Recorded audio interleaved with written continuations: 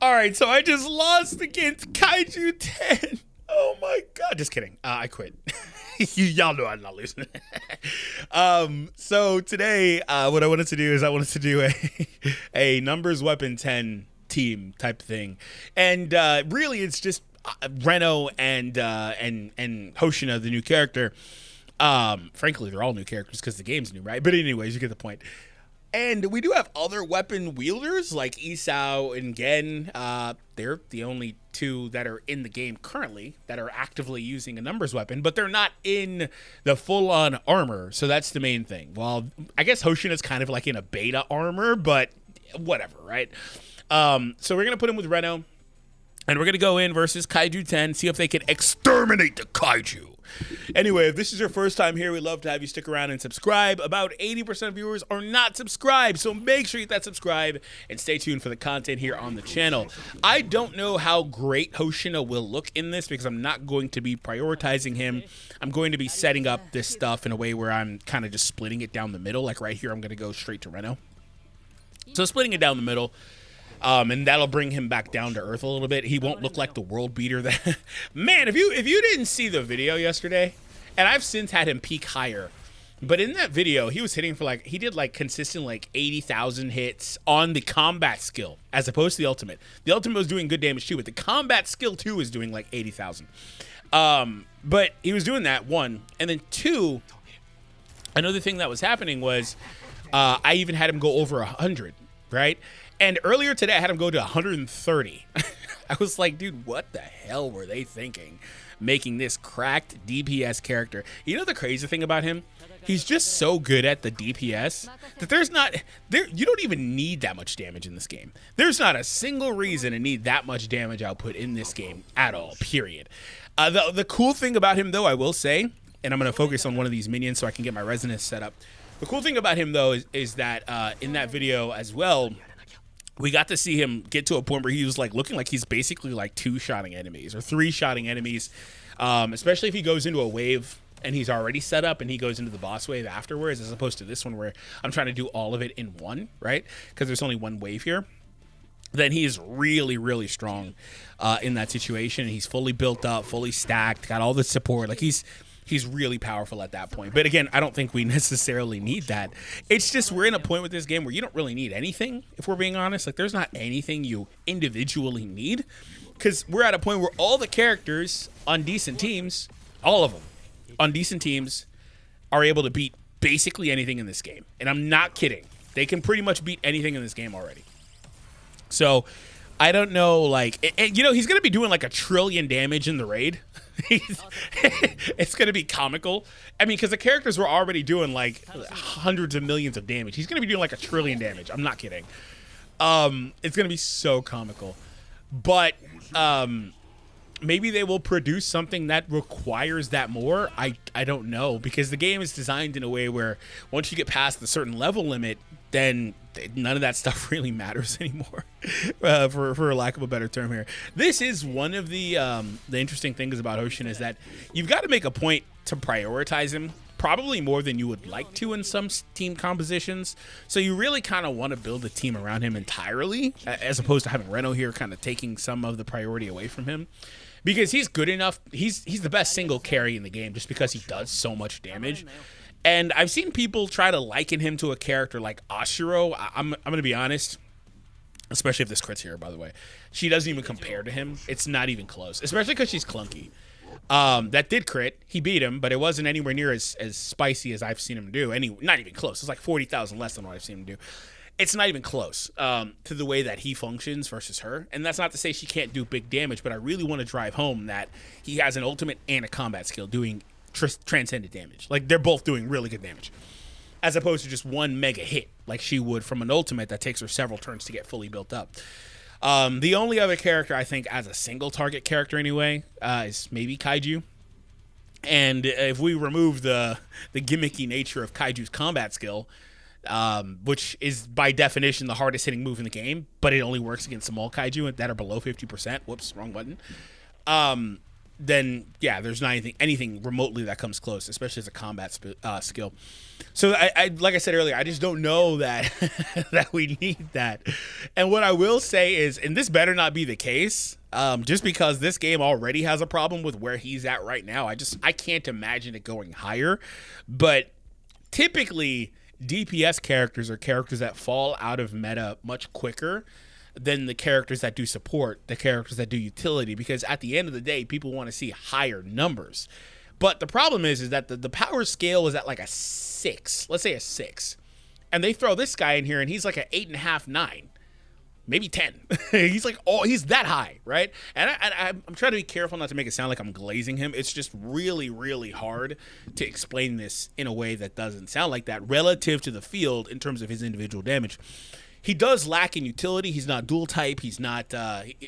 You can maybe argue that you don't want to take him versus enemies that have more than 2 enemies because, or versus stages that have more than 2 enemies because it could be problematic. But I don't really care about that because, firstly, even without resonance, he's very strong. The funny thing about without resonance is that without resonance, he is still an S tier character because he is going to hit hard.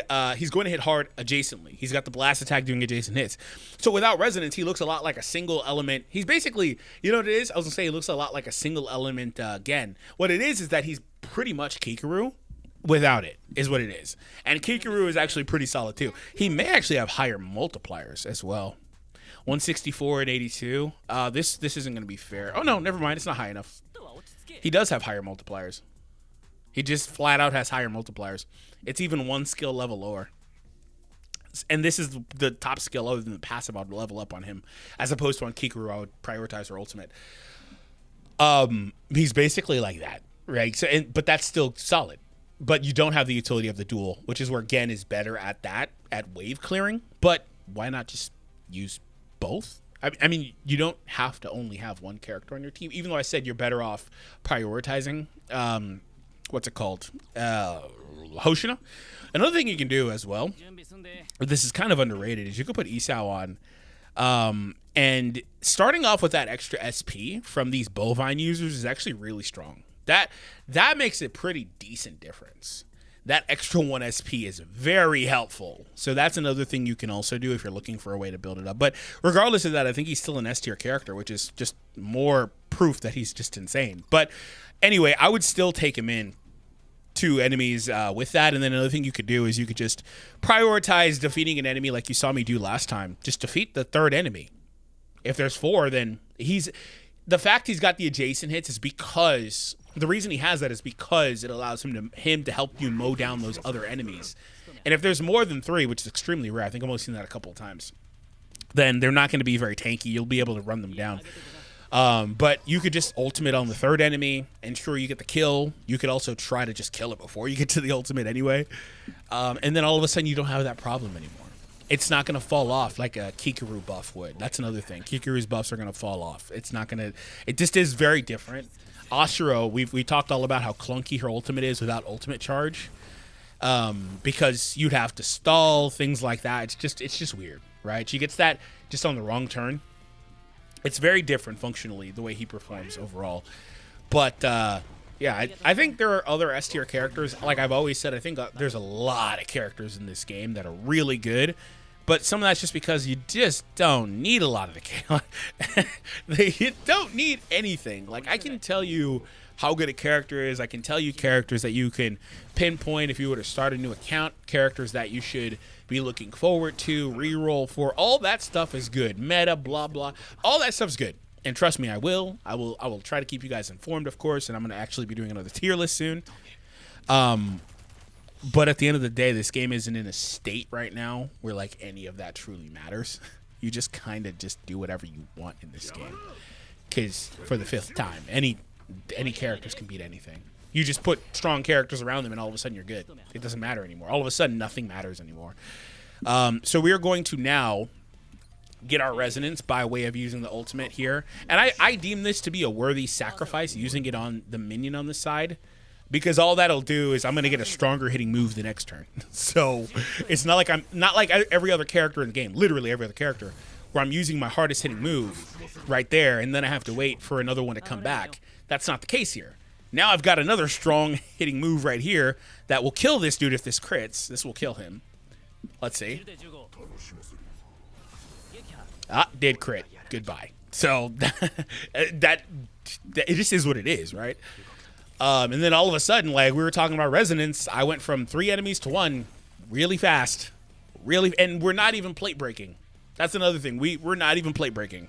I hit 100,000 in my last video without a plate break. Ridiculous. Just absolutely ridiculous. Okay. And then Reno's here, but I'm not really talking about Reno at all. So I guess we'll dedicate this next bit to Reno.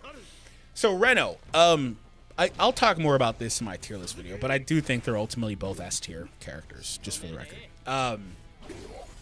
Even his follow-ups hit ridiculous. He just gets so much crit. Like his follow-ups are doing a lot of damage. 18k is like a lot of characters' combat skill, and he did that on a follow-up. Like that's just OP as hell, man.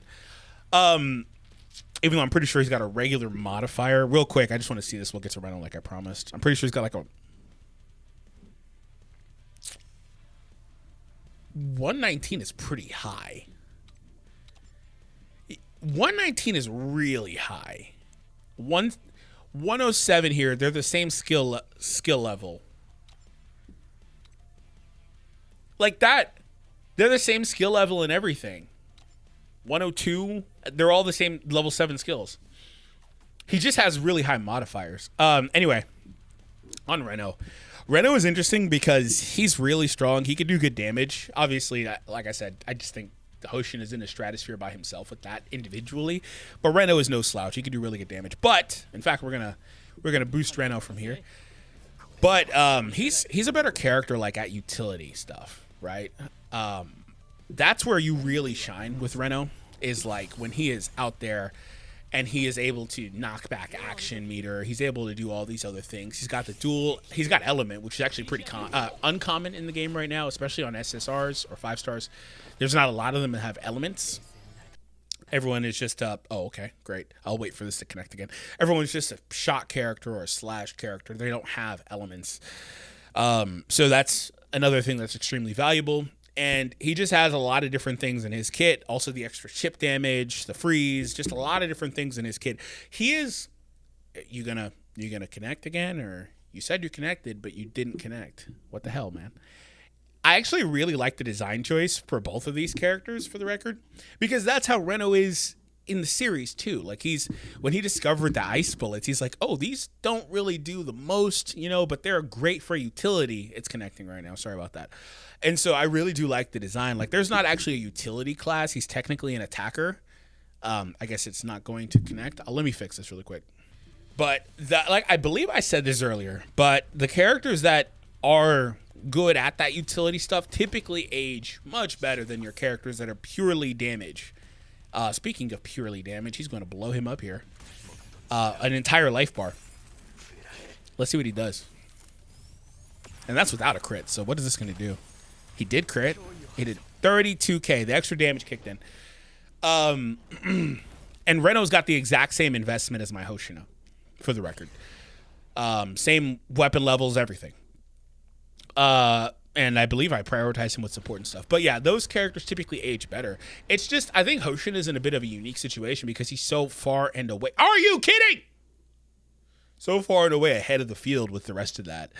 I'll leave this on auto with this random team. I just clicked buttons when I set this team up together earlier. I'll just leave it on auto while I talk here to you guys. But I think Reno is going to age great. I think Gen's going to age great as well, just because he's, again, dual element. Not really element, but dual types, I guess. It's just confusing. They use both of those terminologies. So he'll age great, I think, with that and all that stuff. And I'm not worried about that. Like, I think there's a good chance we look back on this game, if it's alive a year from now. I do think there's a good chance we look back on this game a year from now, and in hindsight we say, oh, Reno, Sagan were the better characters from launch. Like the first few weeks of launch, it was clearly those characters because they just had better longevity, right? And that matters, I think. But for now, it doesn't matter. And like I said, this game having a power creep that visible already is kind of scary as hell. Because I kind of liked seeing these characters struggling to even break like 20,000 damage on average. Like, they don't get very far, especially if they hit multiple enemies like Gen's gonna do here. He may do like 20 something on a crit, but I doubt it. He also doesn't have support, but anyway. 17 right there. Like, I kind of liked that, and it was kind of cool, and it is still kind of cool that Kaiju can do his delete thing. But even right here on this ult, if he crits, he's still going to barely do like 30, 40, my bad. That actually was pretty good. That was actually pretty good considering, again, no support. That's just flat himself. And they beat this. That's hilarious. This just proves my point, though. That quite literally proves my point. That you can put anything anywhere and just win. I'm not kidding. Right? And so it just doesn't really matter. But anyway, like it having that visible of a power creep is kind of scary to me, because like, is that just going to be because eventually they're going to have to usurp him. He can't be the hardest hitting character in this game for a year. Actually, I guess he could technically. I guess if they wanted him to be that, he could be that. But you know it's not going to happen, right? You know it's not going to happen, because if other characters are pure DPS like he is, and they can't do anything to separate themselves from the field, people are going to look at that and say, oh, well, I've got Hoshina, so why would I bother, right? And that's a unique position. That's why these games typically do that. They keep raising the scale, raise the scale, raise the scale. So I'm going to kind of just leave it at that. But it is pretty fun that we got these characters, and there's quite a lot still left to do. Like, there's another version of this Hoshina we could. In fact, there's frankly multiple versions of this Hoshina we could get. Are you kidding? 3 times in one video. Oh my God. And nothing is happening. No one's moving. Nothing's happening. It's just deciding it doesn't want to work. It's coming back, of course. There's like multiple versions. So let me just say this really quick. We could get this Hoshina with the hazard mask, right? We could get this one isn't in the anime, I don't believe, right? They have a different one in the anime. There's a suit mask. And so there's technically 2 versions of that right there. This is how these games get away with this, right? Like, because they could produce that. There's a Hoshina that's got a different style of weapon, is what I'll say, that they could also do. There's also some battle damaged versions of these characters they could do, and that's particularly fun with Hoshina, with the way his fight goes. You guys are going to see that in the anime, probably in season 2 at this point, unless they wrap his fight. I don't know. Like, there's kind of a lot, and that's just with this Hoshina from like 3 chapters of manga. Like, there's quite a lot left to do. So I just wonder about that as well, because like I was saying, there's like 10 different characters from this episode that they could have done. Like, maybe not 10, but quite a lot. And when are we going to get actual kaiju that are playable? I'm curious about that as well. And how would that tie into the story? Are they never going to let us play with the kaiju?